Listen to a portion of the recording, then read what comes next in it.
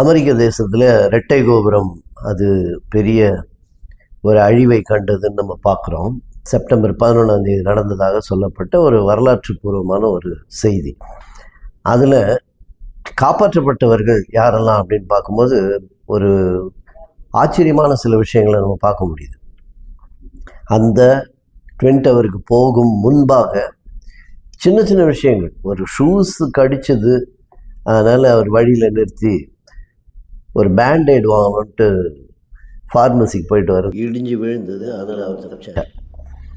இன்னொருத்தர் பார்த்தீங்கன்னா ஷர்ட்டில் காஃபி ஊற்றிக்கிட்டார், அதனால் சட்டையை மாற்றிட்டு வரலான்னு சொல்லிட்டு போனார் வீட்டுக்கு, அதில் அவர் தப்பிச்சார். இன்னொருவர் ஃபோன் கால் ஒன்று அட்டன் பண்ணாமல் வந்துட்டோம், அது இங்கே பேச முடியாது, வீட்டில் பேசினா நல்லதுன்ட்டு வீட்டுக்கு திரும்பி போனார், அவர் தப்பிச்சிட்டார். பாருங்கள், எல்லாமே சிறு சிறு காரியங்கள், சின்ன சின்ன விஷயங்கள். ஒரு டாக்ஸி கிடைக்கல, அந்த டாக்ஸி ஏன்னா ஒரு கார் ரிப்பேர் ஆயிடுச்சு, டாக்ஸி கிடைக்கலையேன்னு சொல்லி அதுக்காக வெயிட் பண்ணியிருந்த நேரத்தில் அவர் தப்பிச்சிட்டார். இதை நம்ம கோயின்சிடென்ஸ் அப்படின்னு சொல்லுவோம். அது கோயின்சிடென்ஸ் கிடையாது, டிவைன் இன்சிடென்ட். அந்த டிவைன் டெசிஷன் அப்படின்னு சொல்லலாம், இல்லை டிவைன் பிளான்.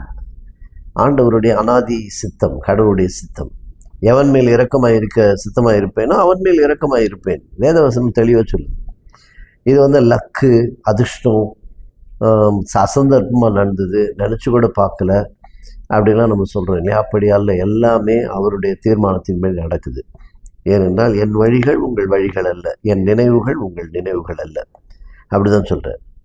அப்போ இங்கே அன்றியும் அவருடைய தீர்மானத்தின்படி அழைக்கப்பட்டவர்களாய் தேவனிடத்தில் அன்பு கூறுகிறவர்களுக்கு சகலமும் நன்மைக்கு ஏதுவாக நடக்கிறது என்று வேதம் சொல்லுகிறது. அதனால் நன்மைக்கு ஏதுவாக நடப்பதற்கு அவருடைய அன்பு, நாம் அவர் மேல் வைக்கின்ற அன்பு, அது மிகவும் முக்கியமானது. Thank you so much. God bless you all.